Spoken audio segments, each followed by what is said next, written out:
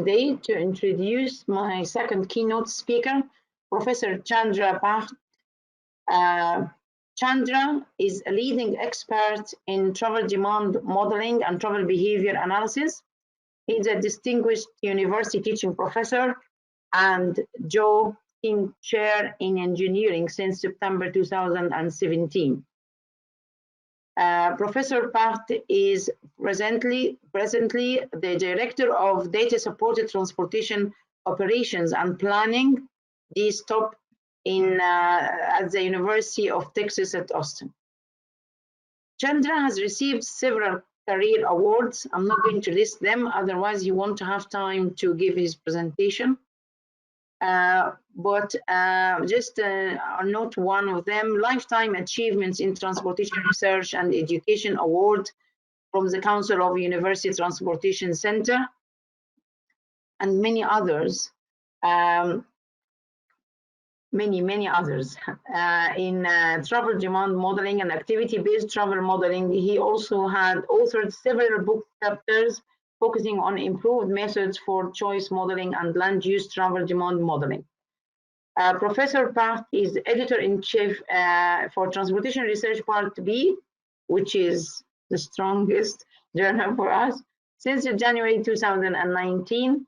He is amongst the top 5 cited researchers in the combined field of logistics and transportation, a top 3 leading transportation authors in terms of papers and citations published in Transportation Research Part B, and the #1 ranked transportation author in terms of most number of papers, with more than 300 citations and more than 100 citations in Transportation Research Part B. As I said, I've got a long list of awards and achievements in the last 5 years, but I'm sure we all know Professor Bhatt. Well, thank you so much, Wafa, and it's a pleasure to be amongst all of you. I do want to thank Wafa for organizing this conference with the overall theme on transportation and equity. This is a theme that is receiving a lot of attention, has received a lot of attention over the past couple of years. In some ways, very long overdue, and I believe it's kind of a travesty that we haven't spoken as much about this in the past. And all of us, I think, are guilty of not raising this issue earlier.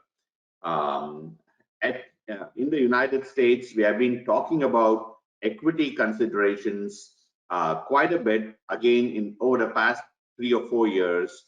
And there has been research in this area for quite a bit of time, but dare I say that we should have started talking about this way back. So thanks to Wafa for raising awareness, if you will, on this topic.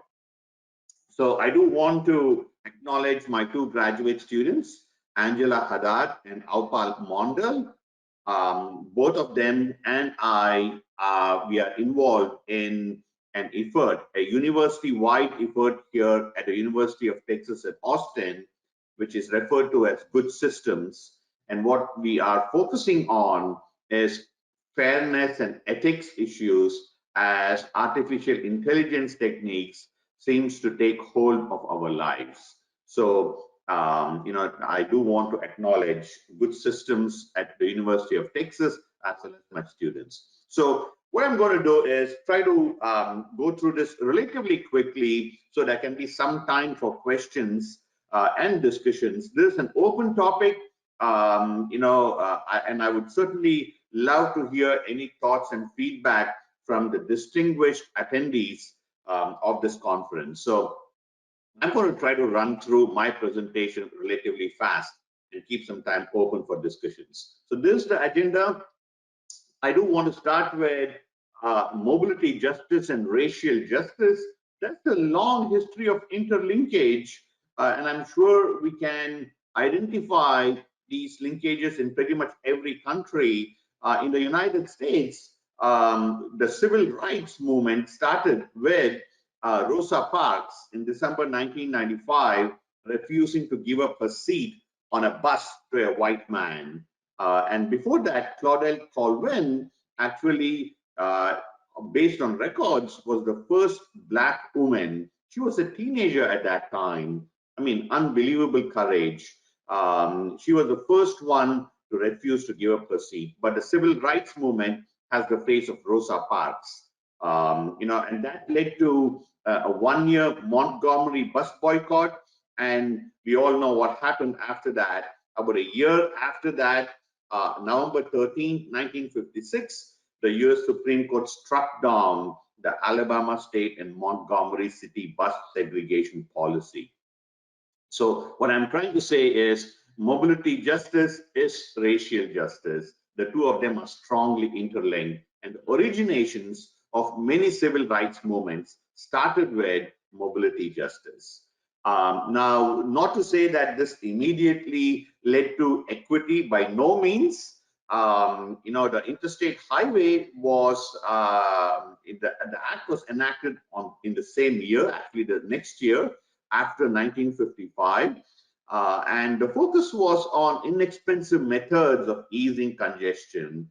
And not surprisingly, while the interstate highway system in the United States has been, and correctly so, been given a lot of recognition for economic development and quality of life, it also did racially divide the country and led to inequitable benefits across the racial groups. Not surprisingly, the interstate system, by many accords, was built in some way to preserve segregation. So some of these motives were incorporated, at least based on most scholars who have studied this issue. So many positive things from the interstate highway planning system, but there were some of these other malicious intents also built in, it appears, in the interstate highway.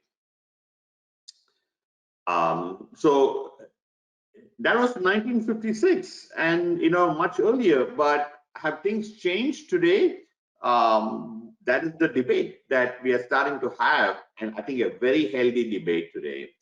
When you look at our transportation systems, there is insufficient walking and rolling infrastructure in Black communities, higher rates of injuries and fatalities. Black pedestrians are likely to be overrepresented in the pool of pedestrian fatalities.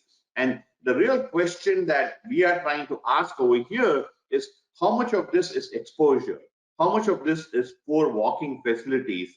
How much of this might be related to what we are calling social resistance?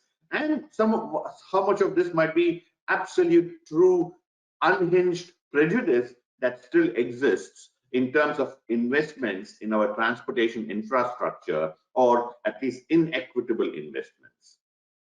So we all know the Black Lives Matter movement, which brought to the fore many of these inequity considerations in many different walks of life.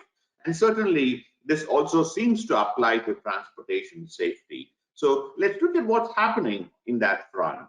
So let's first look at the state of pedestrian safety in the United States. And what you can see over here is, very interestingly, there's been a jump in the number of pedestrian fatalities over the past 3 or 4 years. The jump between 2019 to 2020 was a little bit less, actually, maybe even a small decrease. But when you look at the, a longer term, it is interesting that even as our overall roadway fatalities have been decreasing, that cannot be said about pedestrian fatalities. So, and you can see that fatalities have increased by 45% over the past decade, while the walking trip share has remained constant at 10.5%. And yes, these are all statistics based on the United States.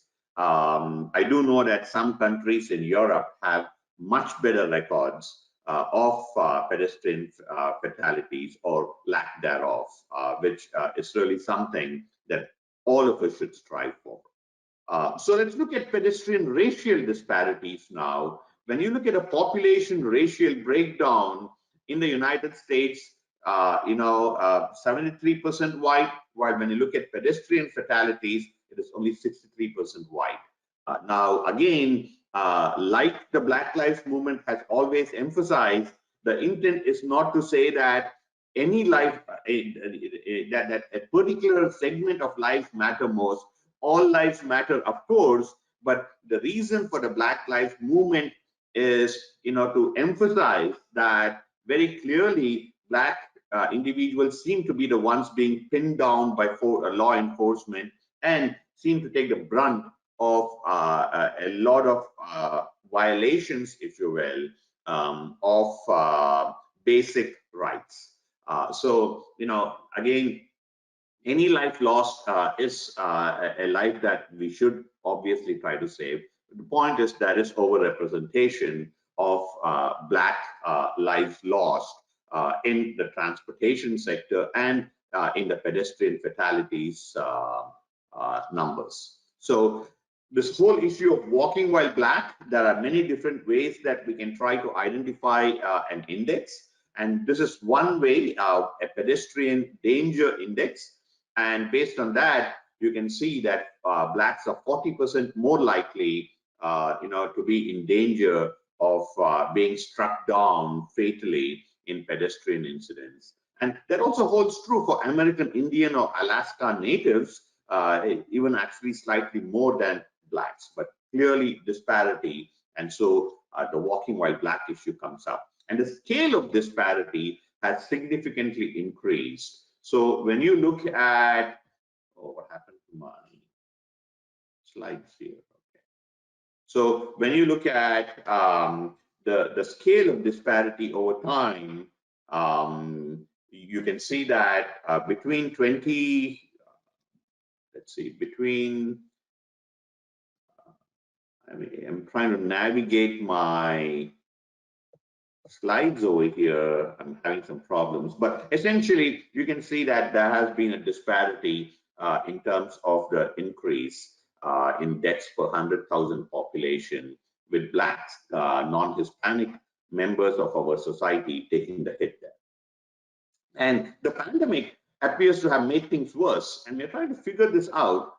When you look at VMT, it has gone down, but in terms of the racial breakdown, there has been a 4% increase in pedestrian white fatalities, while a 23% increase in Black fatalities. Now, this could be an exposure effect, where many Blacks having jobs that they have to go to, even during the pandemic. And so it might have been a difference in exposure. It's possible. But when you look at, in addition to fatalities, there are some variations and disparities in hospital admissions, in length of hospital stays, etc. So despite, I'm going to try to, whenever I try to take out this thing away from my slides, it gets me back to something else. Okay. So despite a growing body of academic research, the public seems to be largely unaware of the issue of pedestrian fatalities and Black pedestrian fatalities in particular in the large scheme of things. So one of the big issues and questions here is, but hold on, what are the causes of this disparity? That's what we are trying to study in our scholarly work. Now, is this because of exposure? Is this because of cultural issues? Is this because of built environment? Is this because of pedestrian environment? No, exposure, Blacks use more of transit in the United States. You can see these numbers over here. And could that be because of that? Blacks walk more simply because they have less access to vehicles. Is it because of that? Now, in terms of the younger population that seem to be more represented in pedestrian crashes and fatalities, blacks tend to be younger in general? Is it because of that? And of course, is it a type of work? Minority groups, they require traveling even during adverse conditions, like during the COVID times. And is this causing an issue? So is this an exposure effect, which is a very valid question, or is this potentially a racial bias in yielding behavior? This was a study conducted by Khan and colleagues in 2017, where they noticed that motorists were seemed to be more willing to yield to white pedestrians in a crosswalk, but not so much for black pedestrians, which was an interesting experiment that was done, a simple experiment, but they did notice that black pedestrians were passed by more than twice as many cars as were white pedestrians. So is this some kind of a bias in our psyche that we are more willing to yield to non-minority pedestrians? Is this because of social resistance? The social resistance theory, originated in sociology and in behavioral science. The basic idea is that when minorities feel like their voice is not heard adequately in society, they develop a collective identity to oppose the basic ideas of that society. And in this context, there might be some pressure not to be seen as acting white, and that might lead to, why should I follow the laws and rules of a society that is not treating me in the way that I believe I should be treated? So, it could be because of social resistance. For example, non-use of seatbelt frequency. When we look at that, black respondents are more likely, it seems like, to not use seatbelts. And so, there is this correlation between minorities wanting to more socially resist, and that gets manifested in the form of, potentially things like even crimes that we see. So is this a social resistance kind of an issue, or is this a built environment issue? In Austin, Texas, when you look at areas with high percentage of minorities and low percentage of minorities, you can see that you have more of arterial roadway systems in high percentage minority areas. Population density wise, not surprising, you have a higher population density in high percentage minority areas. And then when we look at the pedestrian environment, black and non-black, you'll see over here that this on a scale of 1 indicating not a problem and 6 indicating an absolute barrier to walking, in the context of things such as poor lighting, missing sidewalks, not enough safe places to cross, it does seem like there is disparity in the pedestrian environment. So the basic idea is we need to identify the causes of disparity. So what is our research? I'm going to try to go forward quickly over here. This is just taking shape, but we are trying to assess the relative magnitudes of the many causes of disparities, among racial groups in pedestrian injuries. I mean, how much might be because of exposure effects? How much may be because of social resistance effects?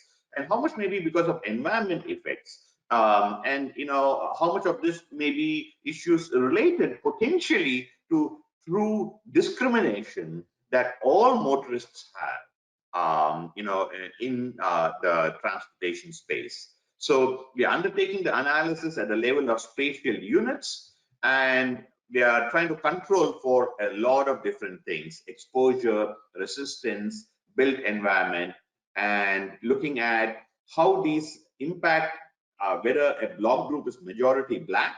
So this will tell us if there is a paucity in pedestrian environment or a built environment in certain specific neighborhoods. But then using that along with all of these exposure, resistance, and built environment measures to examine the splits of black versus white pedestrian and deaths and serious injuries. So that's what we're trying to do. And after controlling for a whole lot of these effects, we're trying to see, is there potentially some, racial bias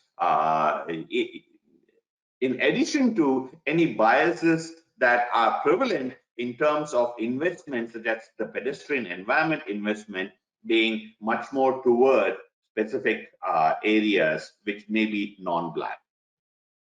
So we have a whole bunch of exposure measures, a bunch of resistance measures, crime rates, number of traffic violations, DWI statistics, and of course a lot of environment measures. We are doing this in the Houston area, and we have, we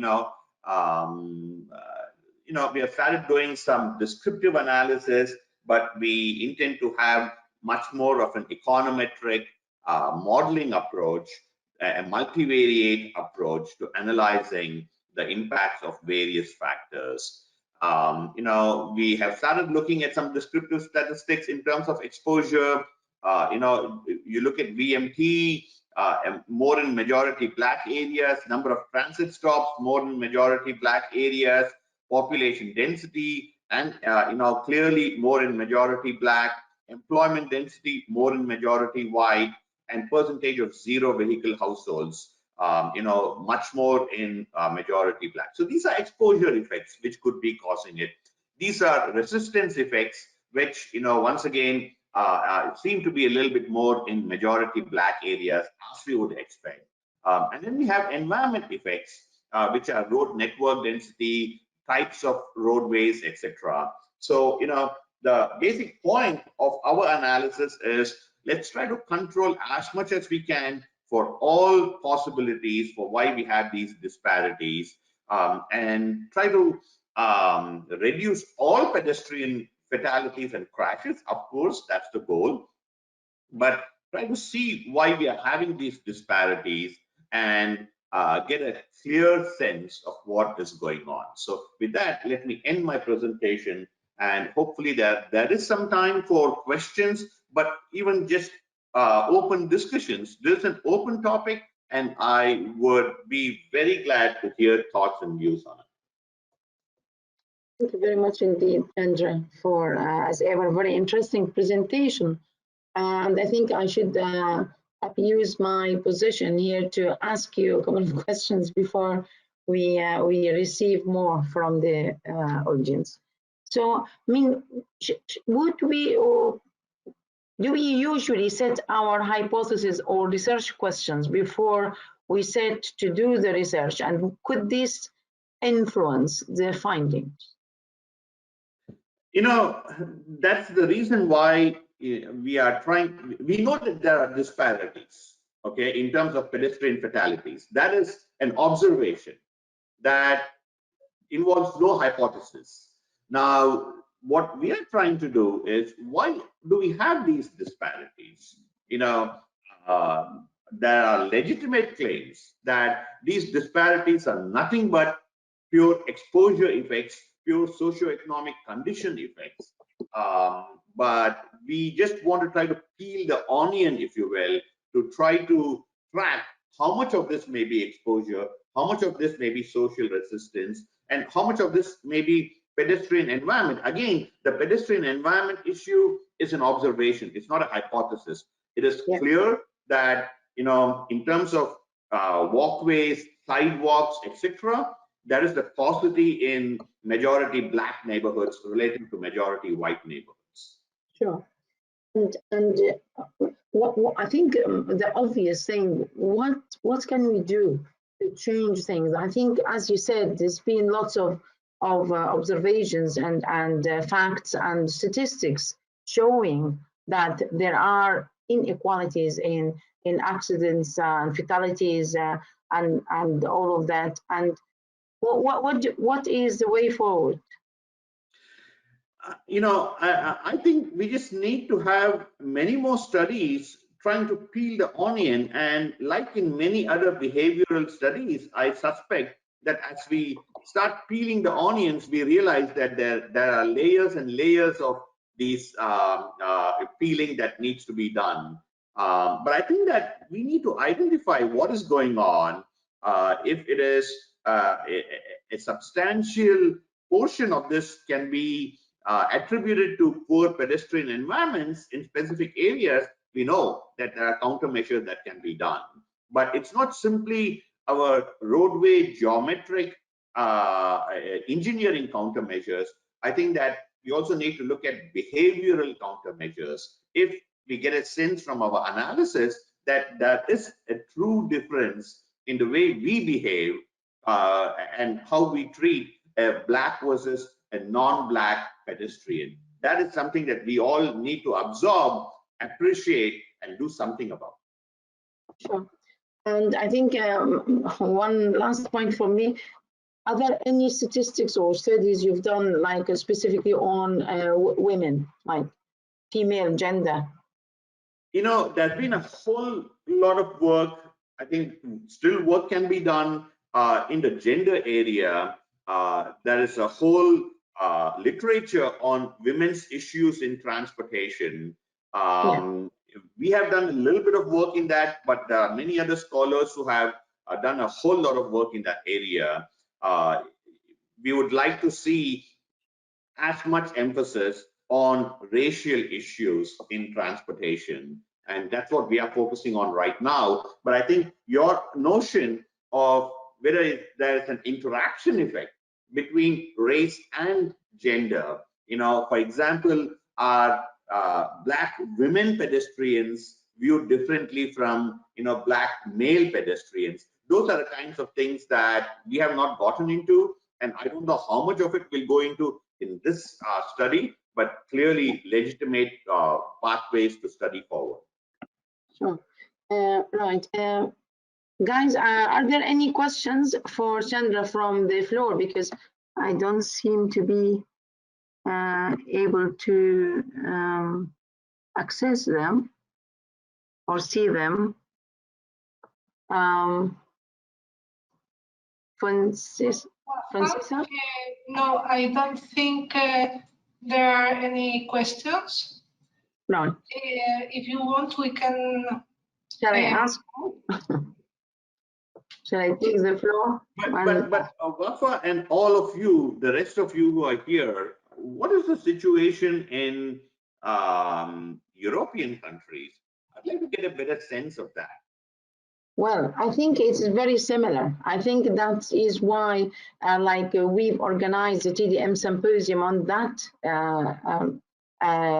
theme, and that's why the EU was funding a number of European projects, including the two projects which are jointly presenting their final recommendations and findings with the TDM Symposium this year. So actually, what we are looking at, I mean, in Europe, I mean, there are obviously lots of similar observations and findings and statistics. And Glenn was talking this morning, also saying, are we blind or not blind? Are we not able to observe and witness the gender inequalities and inequalities in a number of criteria as well? And as I was saying this morning, that I think in TDM, which has been there for like few decades now, we've concentrated too much on the, or a lot on the methodological issues and the concepts, predict and provide, or predict and manage, and the methodologies and congestion charging and pricing measures and parking management, more than looking at the users and the issues related to the users, including, for example, gender equality and the behavior of the users, and what the all the statistics which shows actually higher fatalities and higher accidents for pedestrians of color, or and so on. So I think we ought to pay more attention and put more efforts to look at the users as well as the methodologies and the concept, because the users are, at the end of the day, are the main component which we need to save and improve the transport facilities before. So I think we all agree, and there are opportunities and funding of projects and support, but there is still a huge gap, I think, in that area. Good to know. Thank you, Bob. So, in fact, yeah. we have one question. You may have received it through the chat. So I've got a question here. The American dilemma now, and then highly interesting. So that's a comment, rather, yeah? Or would you like to comment on it, Chandra? The American dilemma now and then, highly interesting. Yeah, you know, in terms of gender, that is evidence that not in the context of pedestrian fatalities necessarily, but for example, in the context of commutes, you know, who has the longest commutes?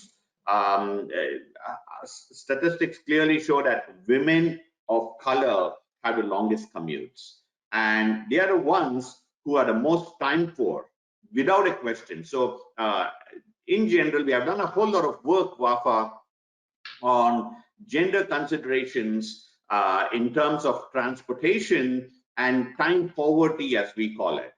Women are way more time poor than are men.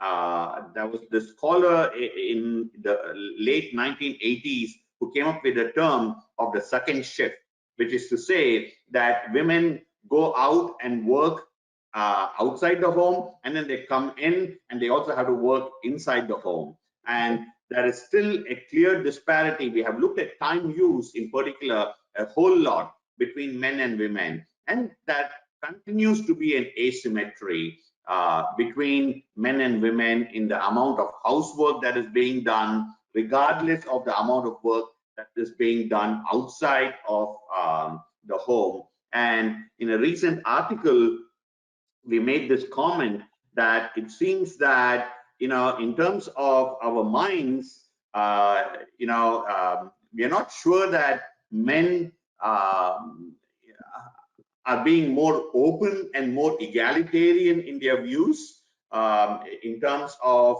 women's roles generally in society, as much as they are just happy to see their women partners go outside and work, but it seems more like it is a cushion for poor financial times, more so than being more broad-minded and open-minded regarding women's role in society. So we made some comments about this in a recent time use study that we undertook, which still clearly shows that women are the ones who are very time poor, tend to be socially excluded because of that time poverty.